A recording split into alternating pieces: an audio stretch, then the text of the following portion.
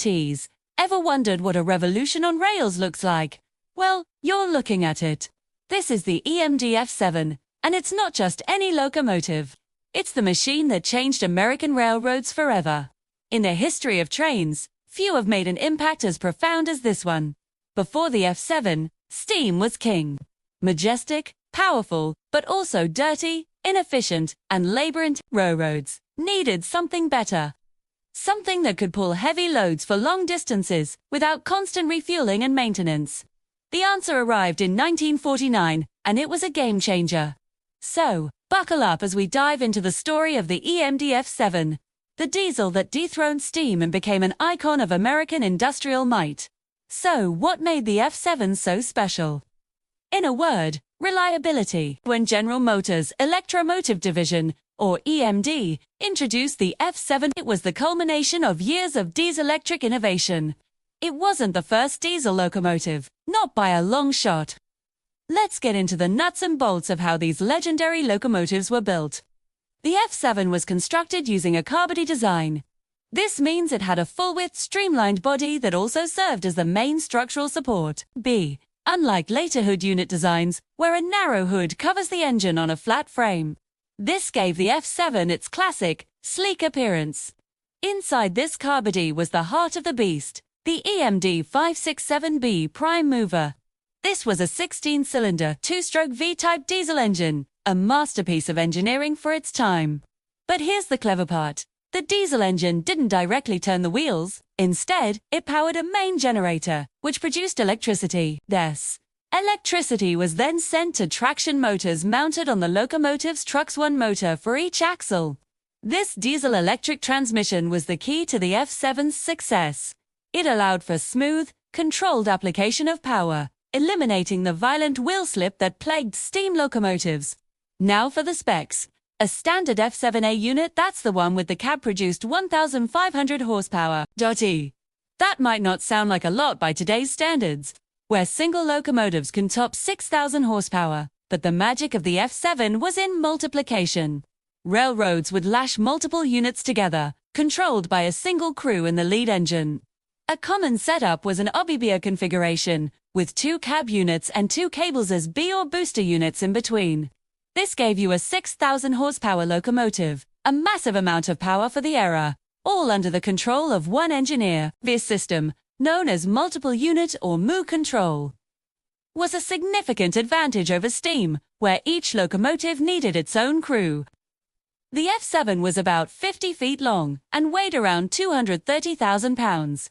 It had a top speed of around 65 miles per hour for freight versions, while passenger versions could be geared for speeds up to 100 miles per hour. It was a simple, rugged, and incredibly effective design.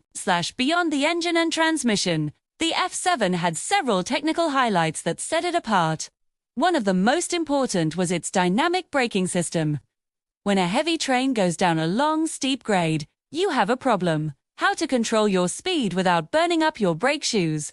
Dynamic brakes solved this brilliantly. The engineer could switch the traction motors into generator mode.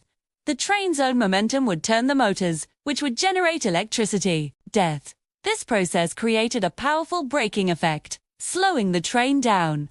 The electricity generated was then dissipated as heat through large resistor grids on the roof, which were cooled by a large fan. You could often see the heat shimmering above a locomotive using its dynamic brakes. This saved immense wear and tear on the train's air brakes and made operations much safer. Another key feature was its reliability in all weather conditions.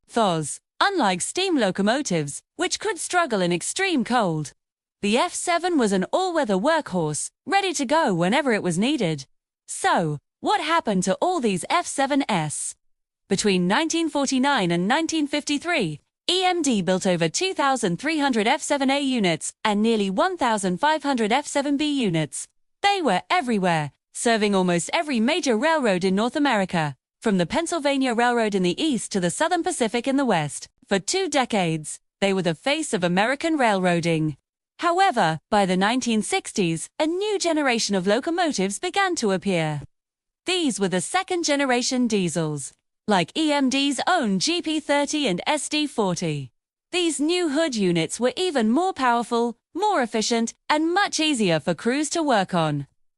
The car-body design of the F7, while stylish, made accessing the engine for maintenance a bit more difficult. Railroads began to phase out their F7 South in favor of these newer, more practical designs. Many were retired and scrapped in the 1970s and 80s. But the story doesn't end there.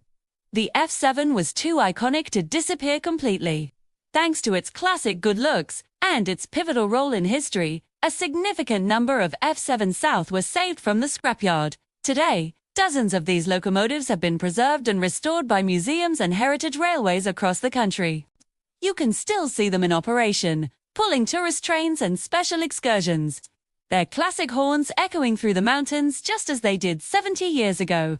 Some have even found a second life in the corporate world, serving as executive trains for modern Class 1 railroads, a testament to their timeless design.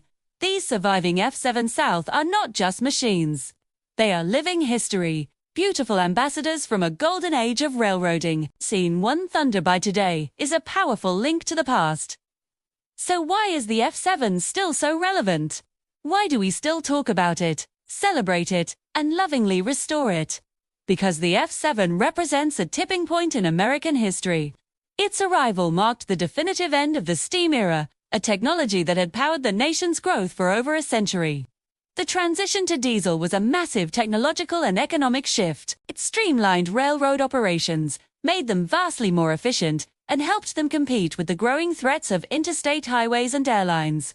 The F7 was the poster child for this modernization. It was on the cover of magazines, in movies, and in the toy train sets of countless children. It became synonymous with the idea of a modern, powerful train. It's an icon of mid-century American design and industrial power, a rolling symbol of progress and innovation. When you look at an F7, you're not just looking at a locomotive. You're looking at the machine that shaped modern America, connecting the country with a speed and efficiency never before seen. It truly was a revolution on rails, and its legacy continues to roll on. Thank you so much for joining me on this journey into the history of the EMD F7. It's a machine that truly deserves its legendary status. If you enjoyed this video and want to see more stories about the incredible machines that built our world, please hit that like button and consider subscribing to the channel. It really helps us out.